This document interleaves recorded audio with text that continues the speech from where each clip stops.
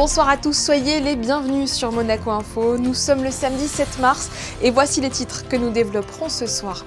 Les fans l'attendaient avec impatience, la Formule 1 est de retour pour commenter cette nouvelle saison qui démarre en Australie et les qualifications qui ont eu lieu ce matin. Nous recevrons Jérémy Gauthier, youtubeur spécialisé en F1. Voix parfois tremblotante, 10 lycéens ont fait preuve de beaucoup de courage et d'audace pour se démarquer lors du concours d'éloquence hier, les temps forts dans un reportage à venir. Aux États-Unis, notre correspondant permanent nous emmènera à la découverte des actions de la Fondation Princesse Charlène à San Francisco. Là-bas, vous le verrez, des centaines d'enfants défavorisés sont accompagnés. Et puis, les bébés, eux, apprennent la gymnastique. Une de nos équipes a assisté à une séance de baby gym. Mais d'abord en football, Monaco s'est offert une victoire capitale face au PSG. Pour la première fois de la saison, les Rouges et Blancs ont fait tomber le leader du championnat chez lui en s'imposant 3-1 grâce aux concrétisations d'Akliouche, de Golovin et de Balogun. 3 points empochés donc lors de ce 100e duel en Ligue 1 devant les quelques 700 supporters monégasques présents au Parc des Princes. À Melbourne, Charles Leclerc sera 4e sur la grille de départ du Grand Prix d'Australie demain, le premier de la saison. Pour parler de ce championnat du monde 2026, nous sommes en ligne avec Jérémy Gauthier, que vous connaissez aussi sous le nom de Monsieur Loop sur YouTube. Bonsoir. Bonsoir. Merci beaucoup de nous accorder cette interview. La saison de F1 a démarré ce week-end à Melbourne. Quelle est votre réaction sur cette grille de départ ? Le Français Isaac Hadjar a signé la 3e place. Charles Leclerc juste derrière, 4e. Ouais, c'est plutôt un bon départ. Juste en préambule, rappeler quand même que la Formule 1 vit, selon moi et selon la plupart des observateurs, l'une des plus grandes révolutions techniques de son histoire récente.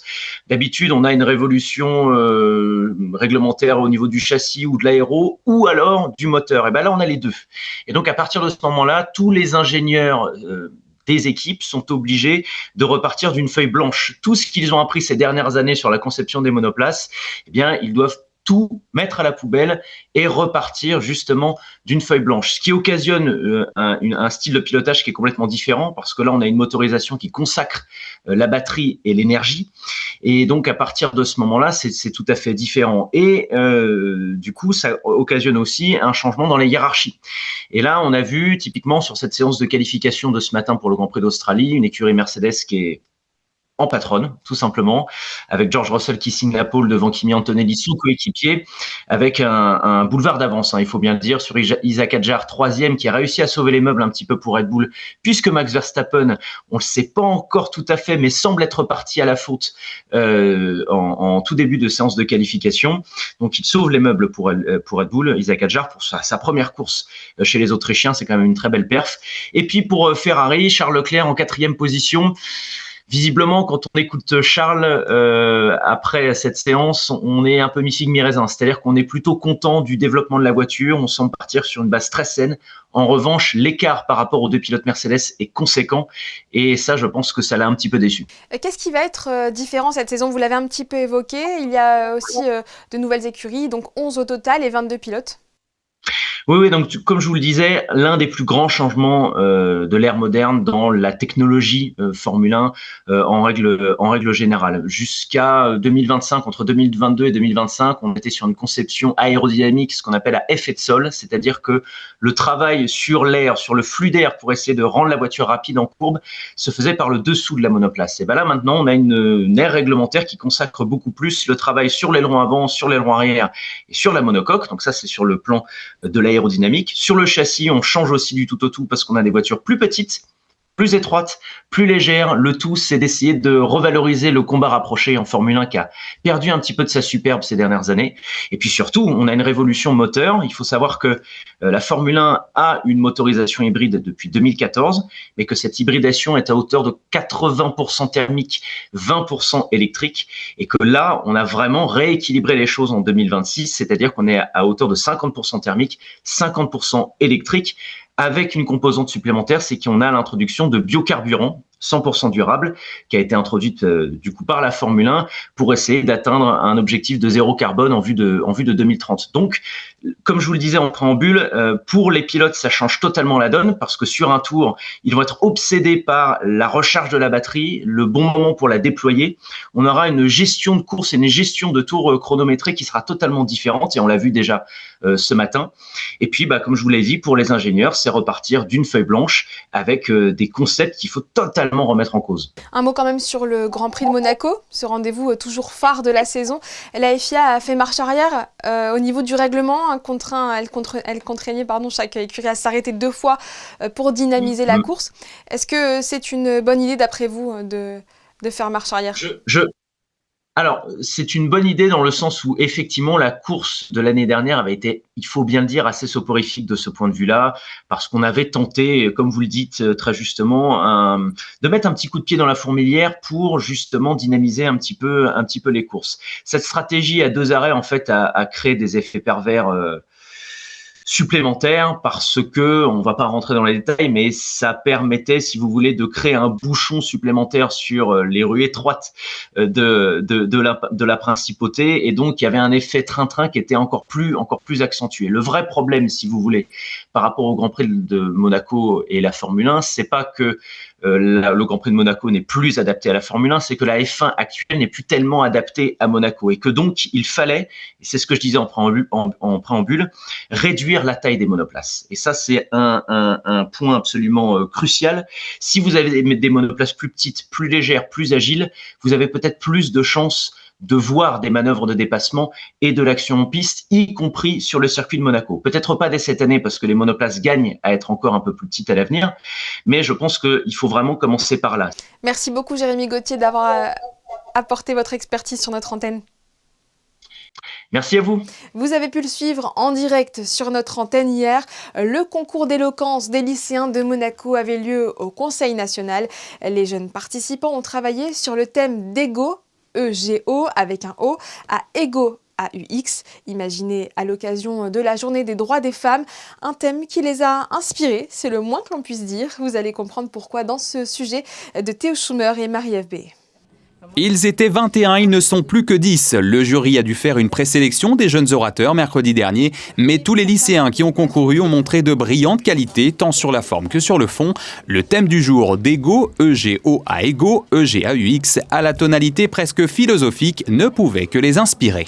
D'Ego à Ego, je dois avouer que moi qui ai pu participer à la première manche, ces jeunes élèves ont fait preuve de beaucoup d'imagination, de beaucoup d'énergie et surtout de beaucoup d'arguments. C'était fantastique. Mais il y en aura 3 qui vont se dégager et c'est ceux-là qui vont être récompensés. Les orateurs ont 5 minutes pour exprimer leur idée à partir du thème commun. Chacun est libre d'argumenter comme il le souhaite avec ses opinions, son expérience, des histoires ou des références. Seule contrainte, suivre les 4 critères définis par le jury, à savoir la clarté du discours, la qualité de l'argumentation, l'originalité et la capacité à s'exprimer sans lire ses notes.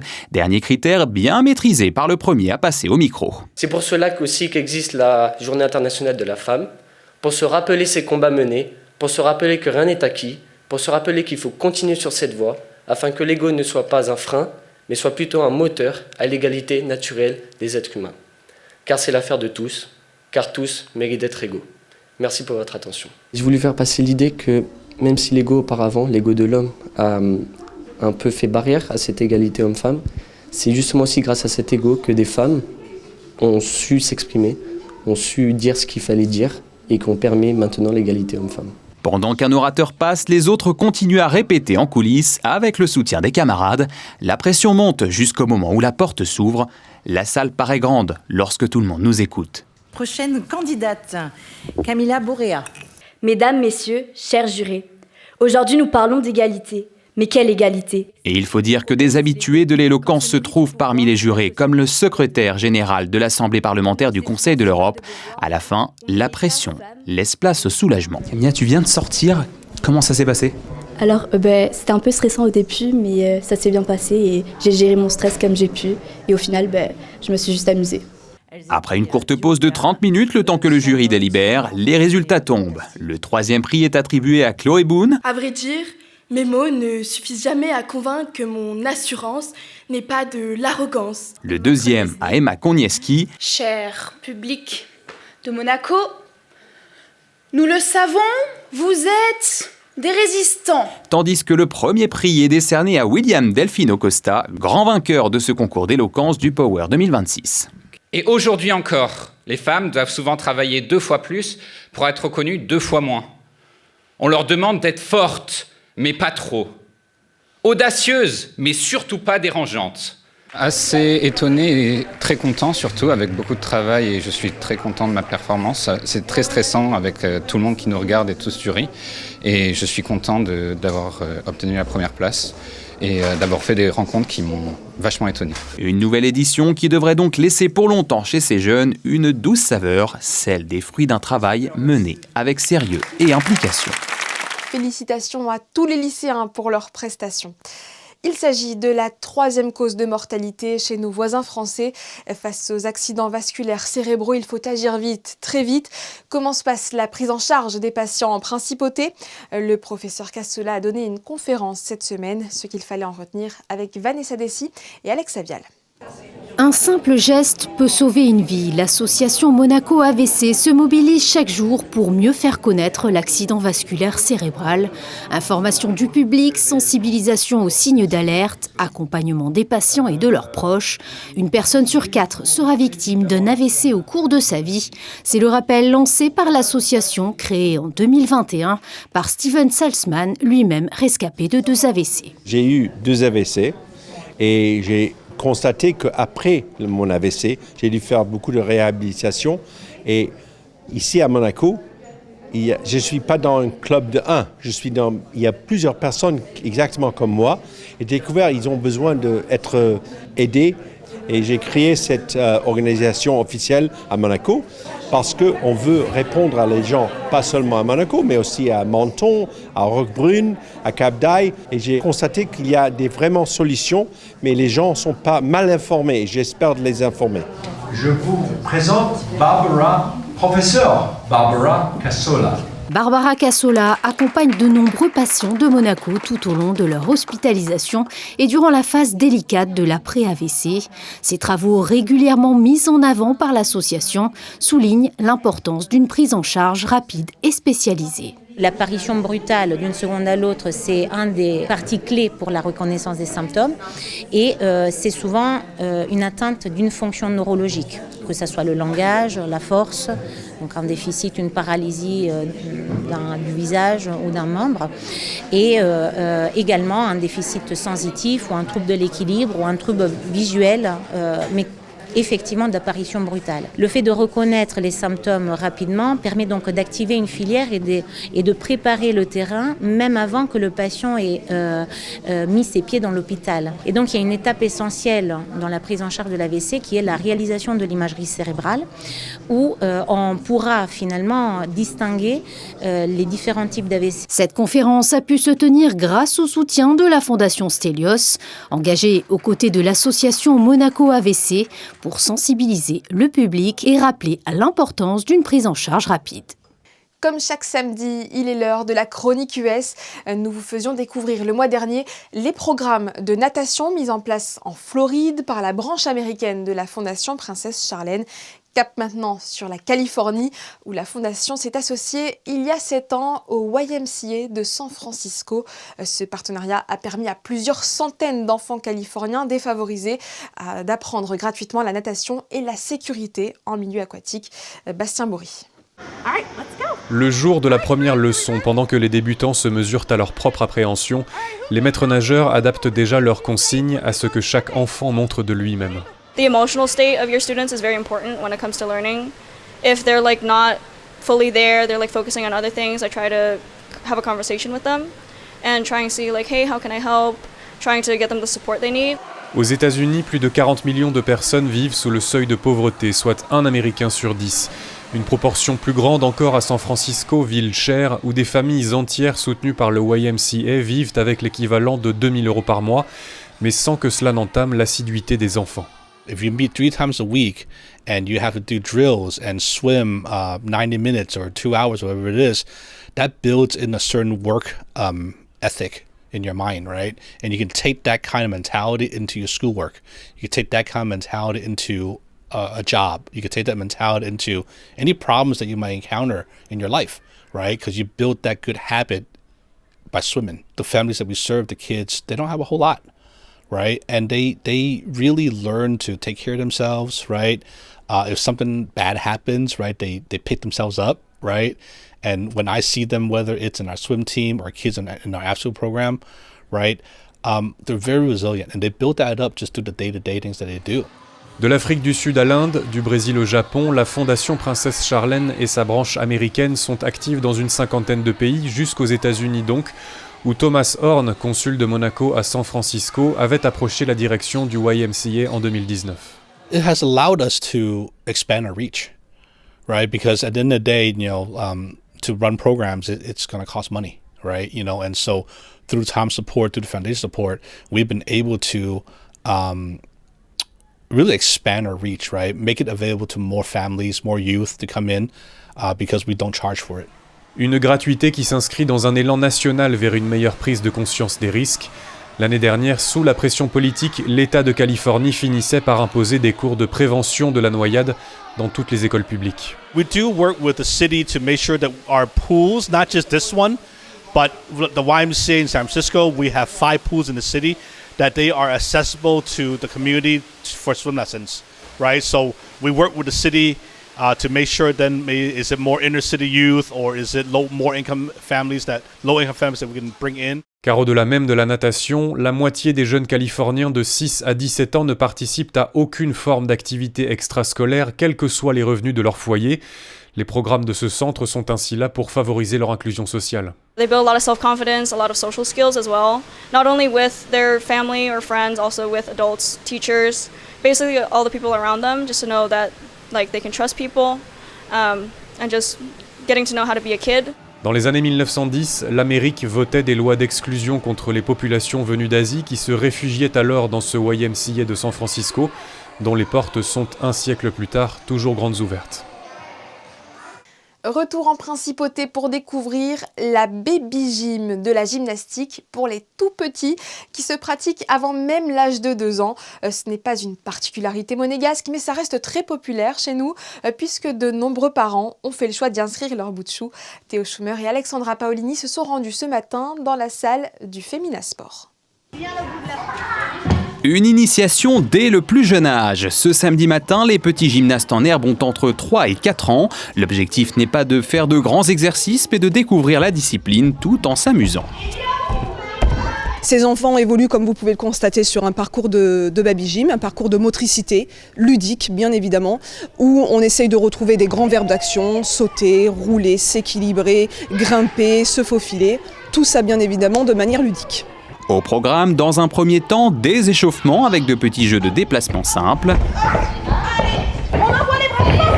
Puis place au cœur de la séance avec le parcours fait de différents modules adaptés aux enfants, toujours sous le contrôle des 5 éducatrices. On est vraiment sur de l'initiation. Là, les enfants n'ont pas de consignes précises et particulières.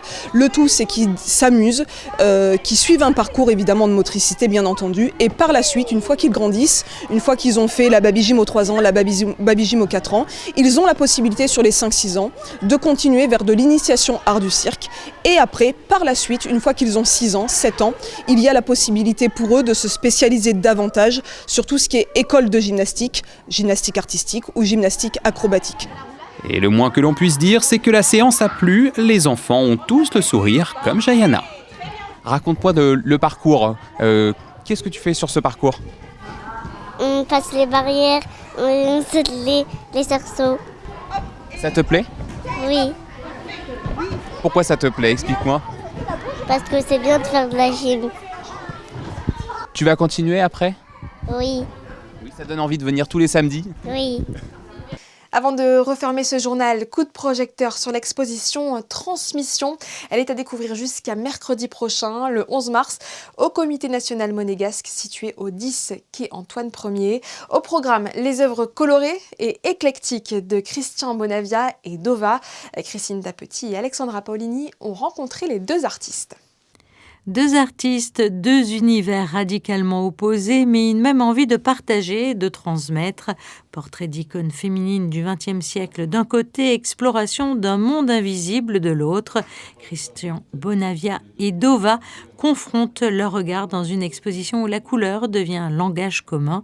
Christian Bonavia met à l'honneur des figures, vous l'aurez compris, féminines qui ont marqué le XXe siècle par leur leadership et leur carrière flamboyante. Des portraits intenses, incarnés, qui célèbrent la force et l'audace. Le mode d'exécution, c'est plutôt genre pop art. Ça ressemble tout à fait à du pop art d'ailleurs. Bon, c'est très figuratif, très lisse. Que puis-je vous dire de plus sur mon œuvre ? C'est simple. Donc, c'est des portraits qui sont le plus ressemblants possible. Et sur chaque portrait, il y a un fond qui représente une partie de la vie ou les éléments principaux de la vie de la personne. Comment je les ai choisis ? Je pense que c'est évident. Marilyn Monroe, Jackie Kennedy, Maria Callas, je pense que c'est évident pour tout le monde. Dova, quant à elle, propose une plongée dans l'invisible. À travers la couleur et la matière, elle donne forme à une dimension plus intérieure, presque spirituelle, avec une technique bien à elle. Je pense que c'est spirituel, tout est spirituel, et c'est la sensibilité. Parce que quand tu sens les choses fines, dans le monde fin, et tu prends tout ça en arrière et tu vis, on peut dire, dans un autre monde. Tu ne vis pas sur Terre. Heureusement qu'il y a la Terre sous les pieds, et ça permet de ne pas s'occuper aux choses quotidiennes et vivre dans un autre monde. Et ça affinit l'esprit. J'ai inventé ma propre technique. Je peins avec les couteaux. Je les ai, je peux vous montrer. Je fais moi-même la peinture à l'huile. Je prends les pigments, je les mélange avec les liants parce qu'il me manque, dans la gamme présentée, il me manque les couleurs. Je les fais moi-même. Toutes les couleurs sont magnifiques. Il n'y a pas la couleur qui n'est pas jolie ou pas jolie. Ça dépend. Il y a la couleur pure et pas pure. Ça, c'est la différence. Mais toutes les couleurs, elles sont magnifiques. On peut faire n'importe quelle couleur très belle. Deux approches différentes qui pourtant se rejoignent par la puissance chromatique et cette idée centrale, transmettre une énergie, une mémoire, une émotion. L'exposition Transmission est à découvrir jusqu'au 11 mars au Comité national monégasque. C'est la fin de cette édition, merci de l'avoir suivi. On se quitte dans l'hémicycle du Conseil national où avait lieu hier un grand moment pour une dizaine de lycéens avec les images donc du concours d'éloquence que vous avez pu suivre en direct sur Monaco Info. Juste après la météo présentée par Théo Schumer. Quant à moi, je vous donne rendez-vous demain à 18h30. Passez une excellente soirée.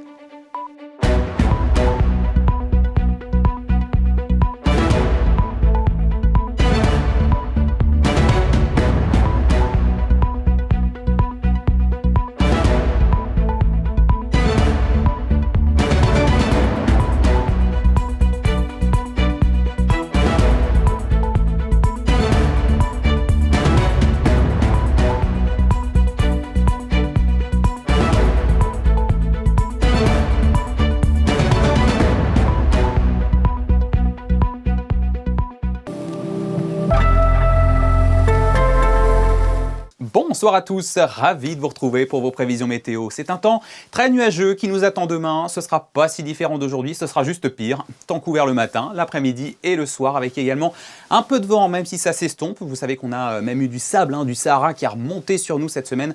On en a fini avec cet épisode. Les températures, elles, seront comprises entre 13 et 15 degrés et nous fêterons la Saint-Jean ce dimanche. Non pas l'apôtre que l'on honore le 24 juin, mais le religieux portugais, celui qui a fondé l'ordre hospitalier de Saint-Jean-de-Dieu, patron des malades, des hôpitaux et des infirmiers. Il est reconnu pour son dévouement exceptionnel aux indigents à Grenade en Espagne. Cette journée coïncide également avec la journée internationale des droits des femmes, bien sûr, qui se célèbre le 8 mars dans le monde et le 6 à Monaco. Excellente soirée avec nous.